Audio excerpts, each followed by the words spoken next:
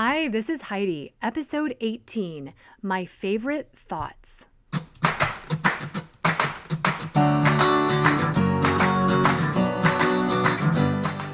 This podcast is for people seeking confidence and courage to shine a brighter version of their true self. I'm glad you're here.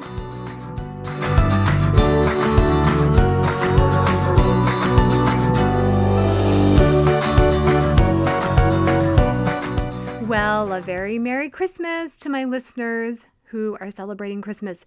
This episode is being released on December 25th, 2019, Christmas Day. I'm sure most of you are enjoying the day with your family.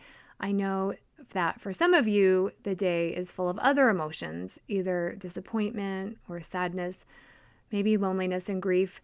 And allowing today to be exactly as it is can be a real gift to yourself.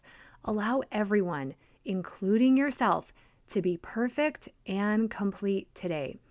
Now, I will be on vacation with my family and out of the country, so I'm pre-recording this as I'm shopping and baking and hosting and wrapping and packing and also coaching people. And it's a lot, but we keep thinking how blessed we are to have all these things in our lives. I went to a party a few weeks ago hosted by the fabulous duo, Rebecca and Ann, and it's a favorite things party. So we came to the party, we enjoyed food and drink and friendship, and each woman who came brought 3 items that were her favorite thing that she has found this year. And there's a $15 limit to the items, which is great because it means we bring practical things and fun things. This is my second year going to the party, and it is a highlight because each woman brings these hidden gems of awesome items that make their life easier or prettier or more relaxing. Some bring their favorite nail polish or lip gloss. This year, 2 women brought their favorite dry shampoo. If you don't use dry shampoo, you need to. Some bring chocolate or their favorite mugs or pens. You know, the nice pens you always need, but you don't have in your purse. They are small things, but they also solve a problem and they make life easier in some way. The same thing can happen with changing thoughts. And sometimes we just don't know that another thought is out there, that it's even possible. So we don't know that there are other options to how we can think and feel. So my gift to you this holiday season is a podcast episode with several of my favorite thoughts. Amazingly small and simple thought changes that I've made that have made big and lasting changes in my mental well-being. Okay, my first thought gift to you is: this is all evidence of the amazing blessings in my life. I started using a version of this thought over a decade ago when my 3 children were all small and they would leave toys scattered all over the floor of our first small house. And I used to stress myself out cleaning up after them, or even better yet, being mad that they wouldn't clean. Then one time I said to myself, I wish I could just leave a room and come back and it would be clean the way I left it. I then had this huge epiphany. I could definitely have that house, but that would be a house without children. I don't want a house without children. I want more than anything in this world to have my family. I then changed my thoughts to at least pacify my emotions until I wanted to clean or whatever I was going to do with it, to say this: this is all evidence that I have 3 beautiful and healthy children that play with toys. This is evidence they have friends in town who come over and play with them. This is evidence that we can afford to buy them things, or evidence that they have extremely generous family who buy them things.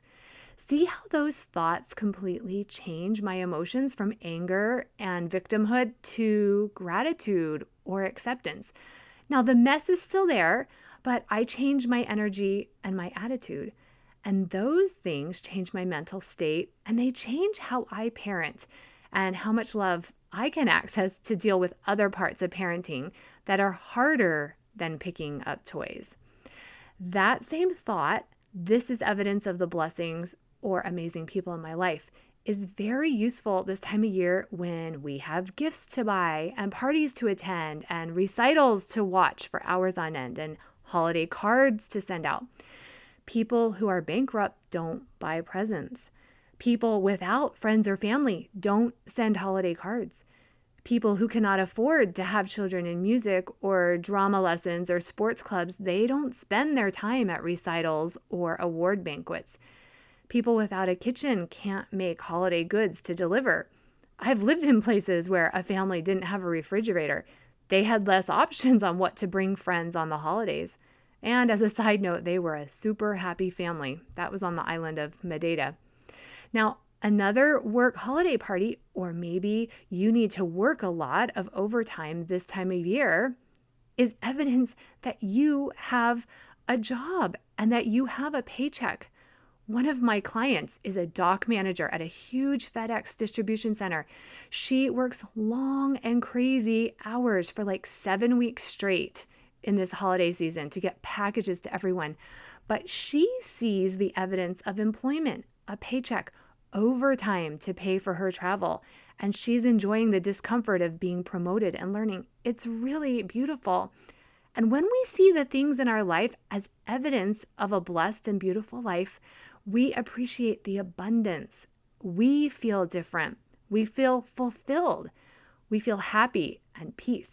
It really comes from what we make it all mean. Okay, my second thought gift to you. They are doing the best they can. I've mentioned this in other podcast episodes, and I'm sure I'll bring it up many more times. This thought alone changes your perception and opens your mind and heart to compassion for anyone. Really, anyone. When you find yourself getting annoyed, use this thought. They are doing the best they can to slow your anger or annoyance and to access patience. The snippy or rude cashier at a store who is exhausted and working minimum wage to provide food for her children is doing the best she can. Can you see how when you think this, you might change how you interact with the cashier? Maybe even smiling, maybe complimenting her on her shirt? Your child's teacher who seems to be doing things to make school difficult for your child, or never puts grades in the system until 5 minutes before the end of the quarter, is doing the best they can. Your spouse who comes home an hour after they always promise to be home is doing the best they can. Or the spouse who's laid off again from their job or can't get out of bed with depression or the such is really doing the best they can. Do you see how this thought allows us to meet people exactly where they are, find ways to show up and support them, and love on them as a higher version of ourselves? Your child who's caught stealing or cheating on a test is doing the best they can. How do you parent or support differently when your thought isn't, they should be doing something else, and instead is, they are doing this, it's their best, let me love and discipline, of course, and let me get curious, knowing today they did their best. Now, this thought, I have a truth bomb here for you, is actually really true. We don't know what another person is capable of. We like to judge people through this distorted lens we have from our own life experiences, which again are not their life experiences. So instead of judging and criticizing, why not give everyone a giant benefit of the doubt, which is actually right where we should be, and allow them to be doing their best? I have found that as I use this one thought more and more, I am way less judgmental of myself. My own negative self-talk decreases, and I remind myself when I yell at my kids or overreact or the such, I tell myself I did my best today. Self-compassion for others really starts with ourselves. Okay, my third thought gift to you. They can have whatever emotions they want. Other people are allowed to have whatever emotions they want, and they will. When I allow this and tell myself this phrase, all of a sudden I am in way more control over my emotions. I get out of someone else's head, which isn't where I should be anyways. And the way I experience anything is very different. Here's an example of when I could see such a difference in myself by using this thought very, very consciously. Last summer, we were at my parents' house and we regularly go out on my dad's boat. And his boat has been the greatest gift to our family and summers and especially to my children. We usually decide like the night before because we check the weather, including and especially the wind. Last summer, my dad mentored and really taught my 15-year-old son, Matthew, everything about the boat, and he's become a great captain.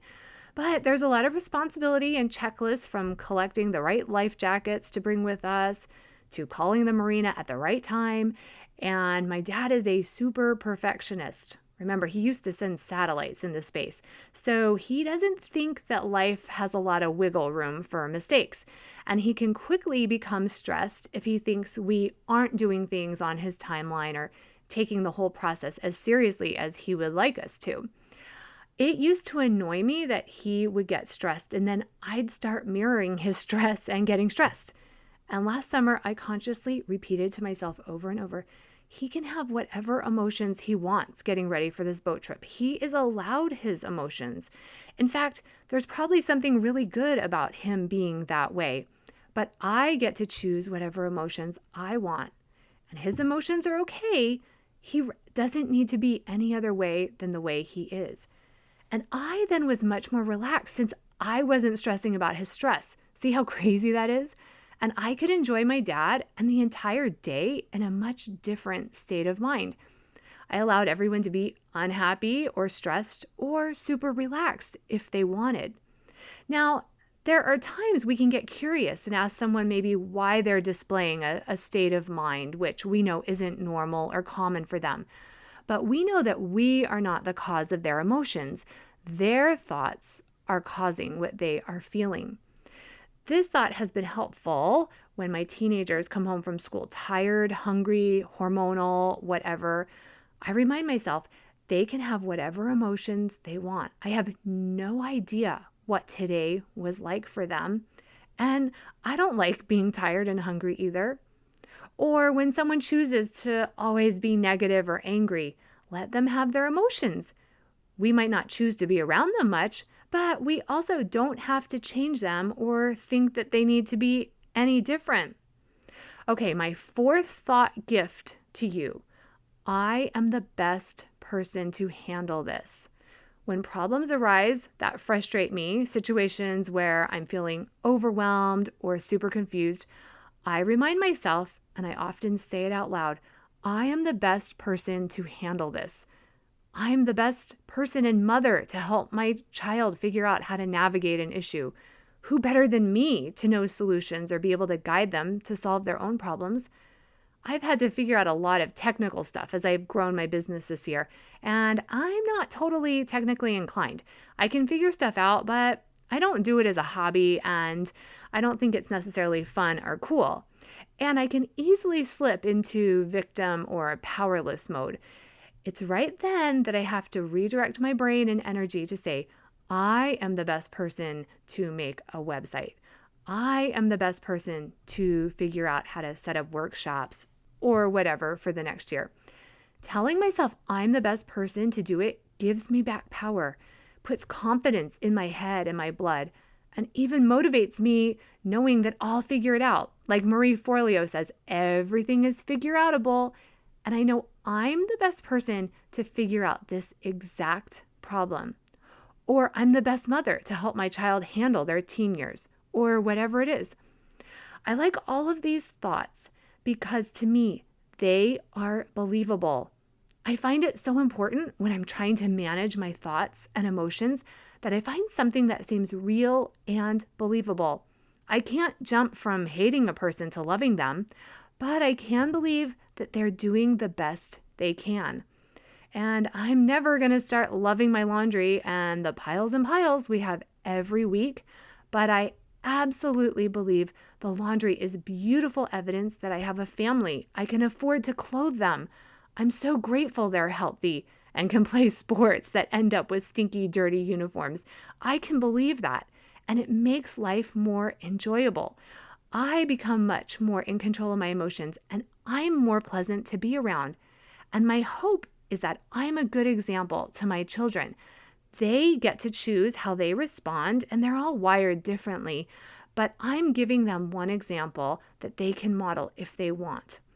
Now, I have a few more spots open for coaching one-on-one privately starting in January 2020.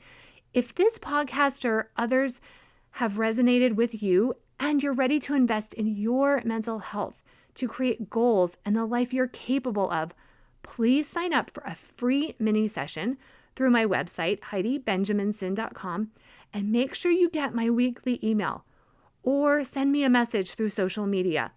What are you waiting for? The days and months and years are passing fast. Your children and those around you are watching how you care for yourself.